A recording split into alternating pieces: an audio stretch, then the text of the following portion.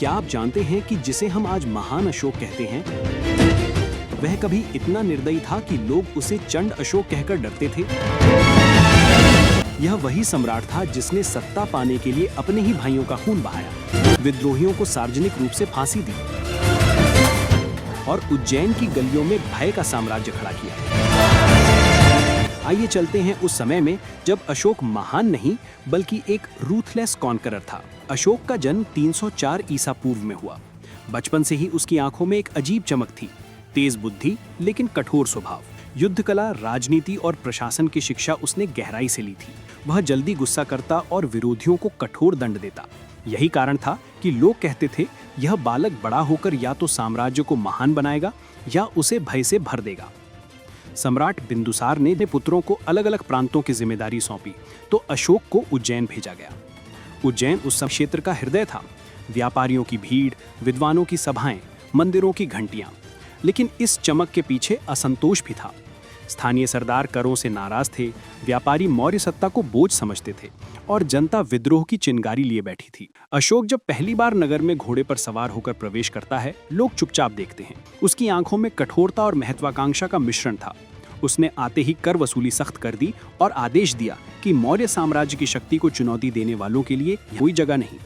सैनिक गलियों में घूमते, कर वसूलते और विरोध करने वालों को पकड़ कर लाते थे। जनता ने जल्दी ही समझ लिया कि यह नया शासक दया नहीं दिखाएगा। कुछ ही महीनों में विद्रोह भड़क उठा। स्थानीय सरदारों ने करों के खिलाफ हथियार उठाए, व्यापारी भी उनके साथ हो गए। अशोक ने इसे अपनी प्रतिष्ठा का प्रश्न बना लिया। उसने विद्रोहियों को खुले मैदान में बुलाकर कठोर दंड दिया। कुछ को सार्वजनिक रूप से फांसी दी गई, कुछ को निर्वासित कर दिया गया और कुछ को कारागार में डालकर यातनाएं दी गईं।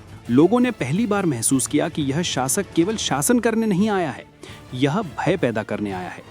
उसकी निर्दयता इतनी प्रसिद्ध हुई कि लोग उसे चंड अशोक कहने लगे। बच्चे उसका नाम सुनकर चुप हो जाते, व्यापारी सिर झुका लेते और सरदार अपनी तलवारें छिपा देते। अशोक के लिए यह उपनाम गर्व का प्रतीक था। वह मानता था कि भय ही सबसे बड़ा हथियार है। लेकिन इसी उज्जैन में अशोक का जीवन एक अलग मोड़ भी लेता है। यहाँ उसकी मुलाकात देवी से होती है, एक बुद्ध अनुयायी, शांत और करुणामयी महिला। देवी का स्वभाव अशोक से बिल्कुल विपरीत था।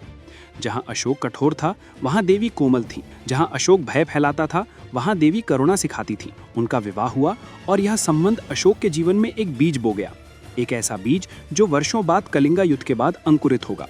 बिंदुसार की मृत्यु के बाद मौर्य साम्राज्य में उत्तराधिकार का संकट पैदा हुआ। अशोक और उसके भाइयों के बीच सत्ता संघर्ष हुआ। कथाओं के अनुसार अशोक ने अपने 99 भाइयों को मार डाला ताकि वह सिंहासन पर बैठ सके। चाहे यह संख्या अतिशयोक्ति हो, लेकिन यह स्पष्ट है कि अशोक ने सत्ता पाने के लिए रक्तपात किया। 273 ईसा पूर्व में वह सिंहासन पर बैठा। सिंहासन पर बैठने के बाद अशोक ने साम्राज्य को और मजबूत करने का संकल्प लिया। विद्रोहियों और अपराधियों को कठोर दंड दिया गया।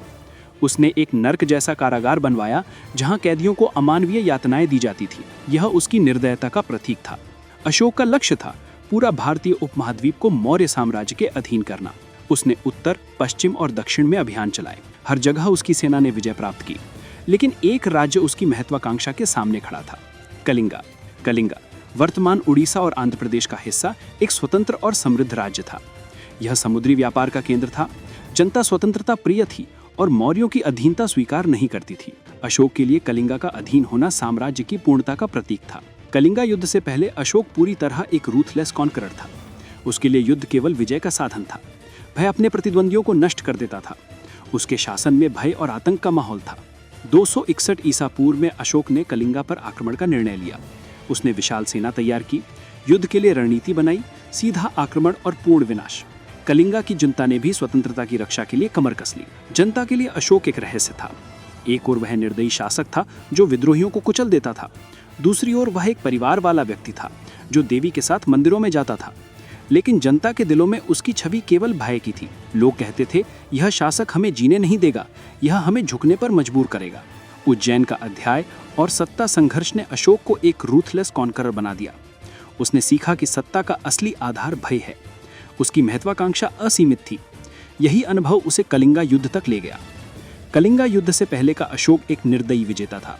सत्ता पाने के लिए उसने रक्तपात किया, विद्रोहियों को कठोर दंड दिया, साम्राज्य विस्तार के लिए उसने निर्दयता दिखाई। यही वो अशोक था जिसने कलिंगा युद्ध लड़ा, एक ऐसा युद्ध जिसने उसके जीवन को हमेशा के लिए बदल दिया।